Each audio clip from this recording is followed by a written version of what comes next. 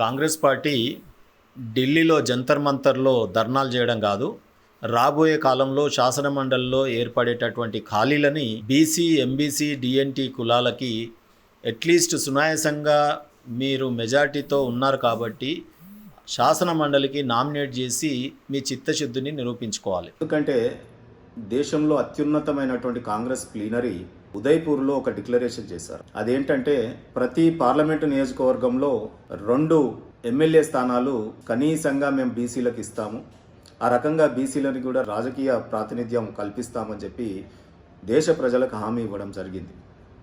కానీ తెలంగాణ రాష్ట్రంలో మొన్న జరిగినటువంటి ఎన్నికలలో గెలుపు గుర్రాలు అనే సాకుతో మరొక్కసారి బీసీ, ఎంబీసీ, డిఎన్టీలకు మరి చెయ్యి ఇవ్వడం జరిగింది. రాబోయే అవకాశాన్ని ఉదయ్పూర్ డిక్లరేషన్ ఉష్కాకేనా, లేదు బీసీ, ఎంబీసీ, డిఎన్టీలకు మేమున్నామని మరి కాంగ్రెస్ పార్టీ ఒక నిర్ణయం తీసుకుంటుందా?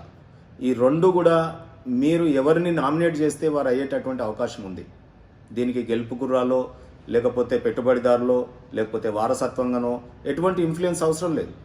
కాంగ్రెస్ పార్టీ అధిష్టానం కనుక నిర్ణయం తీసుకుంటే సునాయాసంగా బీసీ, ఎంబీసీ, డిఎన్టీలు శాసన మండలిలోకి వచ్చేటటువంటి అవకాశం ఉంటుంది. వారి యొక్క సమస్యలు, వారి సామాజిక అంశాలు చర్చింపబడాలి.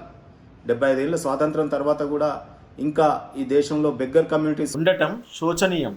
మరి వారు బ్రతుకు జీవనానికి బెగ్గింగ్ చేస్తూనే ఈరోజు రాజకీయ ప్రాతినిధ్యంకై కూడా బెగ్గింగ్ చేయాల్సినటువంటి పరిస్థితి ఏర్పడుతూ ఉంది ఈ ప్రజాస్వామ్యంలో. ఇది మంచిది కాదు.